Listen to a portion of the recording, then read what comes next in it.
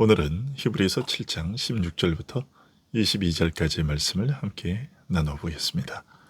히브리서 7장 16절부터 22절까지의 말씀 제가 봉독해 드리겠습니다. 그는 육신에 속한 한 계명의 법을 따르지 아니하고 오직 불멸의 생명의 능력을 따라 되었으니 증언하기를 내가 영원히 멜기세덱의 반차를 따르는 제사장이라 하였도다. 전에 있던 계명은 연약하고 무익함으로 폐하고 율법은 아무것도 온전하게 못할지라. 이에 더 좋은 소망이 생기니 이것으로 우리가 하나님께 가까이 가느니라.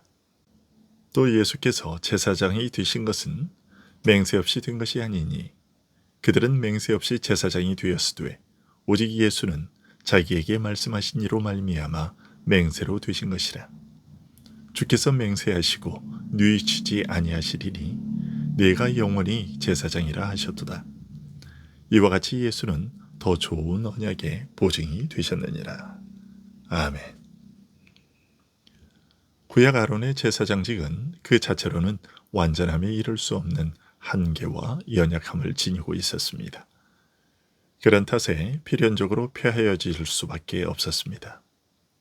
달리 말하면 불완전한 아론의 반차를 따른 제사장직의 한계를 넘어 완전한 제사장직을 실현할 제사장이 필요했던 것이죠. 아브라함에게 나타났던 멜기세덱과 같은 성격의 완전한 제사장이 반드시 필요했던 것입니다. 그런 이유로 예수님께서 제사장으로 성육신하신 것입니다. 오늘 말씀은 아론의 제사장직과 그리스도의 완전한 제사장직을 비교하면서 율법이 지닌 한계와 연약함에 대하여 특히 아론 제사장직의 연약하고 불완전한 점이 무엇인지 그리고 예수님의 제사장직이 완전하고 탁월한 것에 대해 구체적으로 설명하고 있습니다. 우선 그리스도께서 제사장이 되신 것에 관하여 밝히기를 16절에서 이렇게 말하고 있습니다. 그는 육신에 속한 한 계명의 법을 따르지 아니하고 오직 불멸의 생명의 능력을 따라 되었으니. 아론의 제사장직은 육적인 계명이라 할 수 있는 율법을 따라 세워진 직분인 반면에 그리스도의 제사장직은 그 어떤 것도 무너뜨릴 수 없는, 그래서 결코 폐하여지지 않을 무궁한 생명의 능력을 따라 세워진 영원한 직분이라는 뜻입니다. 아론의 제사장직을 가리켜 육적인 계명의 율법을 따른 것이라고 말하고 있습니다. 여기서 육적이라는 말은 부패한 성품이나 죄와 죽음과 관계된 부정적인 것을 뜻합니다. 특히 형용사는 하나님께서 그의 형상대로 지으신 본래의 선한 모습이 아니라 범죄 후 왜곡되고 변질된 모습, 죄로 더럽혀진 쓸모없게 된 나머지 무력하고 무능한 상태를 말합니다. 아론 계례의 제사장직은 이런 육적인 성격을 지니는 한계를 가지고 있었습니다. 하지만 예수님의 제사장직은 이런 점에서 아론의 제사장직과는 확연히 다르다는 것입니다. 그리스도의 제사장직은 무궁한 생명의 능력을 조차 세워진 제사장직이라고 말하고 있습니다. 무궁한 생명, 하늘과 땅이 그 어떤 것도 무너뜨리거나 파괴할 수 없는 영원한 생명의 능력으로 세워진 만큼 죄와 사망을 능히 이기고 죽은 자를 살릴 뿐 아니라 그의 제사장직은 영원히 폐하여지지 않고 계속되어 항상 있게 될 것이라고 말하고 있습니다. 이처럼 육적 계명의 율법을 쫓아 세워진 아론 계통의 제사장직과는 달리 그리스도께서 무궁한 생명의 능력을 쫓아 별다른 제사장으로 세워지신 것을 설명하기를 이전의 계명은 연약함과 무익함으로 말미암아 폐하여졌다고 18절과 19절에서 말하고 있습니다. 전에 있던 계명은 연약하고 무익함으로 폐하고 율법은 아무것도 온전하게 못할지라. 이에 더 좋은 소망이 생기니 이것으로 우리가 하나님께 가까이 가느니라. 그리고 이전의 계명이 이처럼 연약하고 무능해서 폐하여질 수밖에 없었던 이유는 이전 옛 언약 시대의 틀과 토대라고 할 수 있는 율법 자체가 불완전해서, 즉 로마서 5장 20절의 설명처럼 죄를 더하기만 할 뿐 어느 하나도 완전하게 할 수 없었기 때문이라고 설명하고 있습니다. 하지만 이처럼 불완전한 것이 폐하여짐으로써 오히려 더 나은 소망이 이르게 되었고, 우리는 더 나은 이 소망을 통해 하나님께 나아갈 수 있게 되었습니다. 아론의 제사장직이 폐하여짐으로써 오히려 완전한 제사를 드려 우리로 하여금 하나님께 나아가게 할 진정한 제사장을 바라보게 되었던 것입니다. 어떤 점에서는 불완전한 옛것이 한편으로는 완전한 것에 이르게 하는 통로가 된 것이지요. 비록 연약함을 지니고 있어서 그 자체로는 완전함에 이를 수 없었지만 장차 올 완전한 것을 그림자처럼 희미하게나마 미리 보여주고 증거함으로써 완전한 것을 바라보고 나아가게 하는 인도자의 역할을 한 것입니다.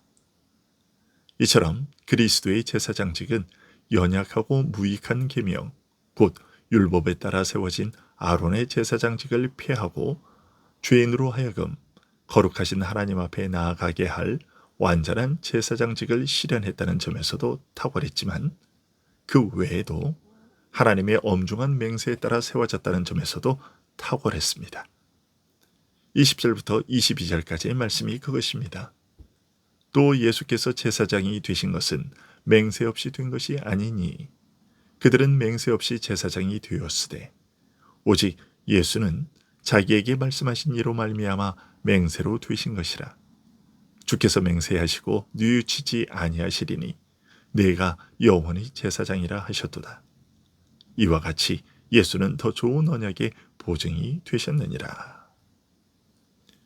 연약하고 무익한 육적 계명에 따라 세워진 아론의 제사장직과는 달리 그리스도의 제사장직은 하나님께서 친히 맹세하심으로써 보증하시되 네가 영원히 제사장이라고 선언하신 말씀에 따라 세워진 것임을 강조하고 있습니다. 이 맹세는 시편 110편 4절에 기록되어 있는데, 우선 뉘우치지 않을 맹세, 즉 결코 변하지 않을 맹세라는 점에서 특별하다고 알려주고 있습니다. 한번 맹세하신 것을 다시 바꾸거나 무효화하는 일이 없을 맹세이기에 진실한 맹세이며 영원한 맹세라는 점을 강조하고 있습니다. 또한 맹세의 내용이 특별하다는 점에서, 즉 그리스도를 영원한 제사장으로, 그의 제사장직을 영원한 제사장직으로 선언했다는 점에서 비교의 대상이 없다는 사실을 알리고 있습니다. 그리하여 결론적으로 22절에서 이와 같이 예수는 더 좋은 언약의 보증이 되셨느니라고 그리스도의 제사장직의 탁월함을 선언하고 있습니다. 그리스도께서 영원한 제사장이라는 말은 그는 영원히 항상 제사장이라는 뜻일 뿐 아니라 모든 제사장은 바로 그리스도의 제사장직의 근본과 바탕과 기원을 두고 있어서 마치 그를 비추는 희미한 그림자와 같다는 뜻이기도 합니다. 그런 만큼 그리스도께서는 모든 제사장의 제사장이시요 유일무이한 참 제사장이라고 할 수 있습니다. 무엇보다 하나님께서 맹세로 그리스도를 이런 제사장으로 선언하심으로써 그리스도로 하여금 더 좋은 언약의 보증이 되게 하셨다고 말하고 있습니다. 더 좋은 언약이라는 말은 시내산에서 모세를 중보자로 세워 하나님께서 이스라엘과 맺으신 언약을 가리키는 말입니다. 옛 언약이 있으면 자연히 새 언약이 있을 수밖에 없습니다. 하지만 옛 언약이나 새 언약은 다 같이 제사장이 드리는 제물의 피로써 세워졌다는 사실에 주의할 필요가 있습니다. 옛 언약은 시내산에서 모세 또는 아론이 잡아드리는 희생 제물의 피를 제단에 쏟고 백성에게 뿌림으로써 체결되었습니다. 그리고 그리스도께서 마지막 유월절을 지키면서 그가 흘리실 피, 곧 많은 사람들의 죄 사함을 위해 흘리는 언약의 피로써 새 언약을 세우셨습니다. 누가복음 22장 20절은 이렇게 말합니다. 저녁 먹은 후에 잔도 그와 같이 하여 이르시되 이 잔은 내 피로 세우는 새 언약이니 곧 너희를 위하여 붓는 것이라. 그러나 짐승 제물의 피로 세워진 옛 언약은 연약해서 깨어지고 말았습니다. 하나님께서는 진실하셨지만 이스라엘이 연약해서 언약을 지키지 못하고 깨뜨려 버렸습니다. 예레미야서 31장에서 하나님께서는 이스라엘이 깨뜨린 옛 언약 대신 장차 다시는 폐하지 않을 새 언약에 대해 알려주셨는데, 저희의 죄를 사하여 기억하지도 않으실 것이며 하나님의 법을 그 마음에 기록하여 하나님께서는 저희의 하나님이 되시고 저희는 하나님의 백성이 되는 언약 관계를 온전히 실행하실 것이라고 말씀하셨습니다. 그리스도께서 친히 흘리실 피로 저희의 죄를 사하시며 성령으로 저희 안에 영원토록 거하시며 다스리게 하실 것들을 약속하신 것입니다.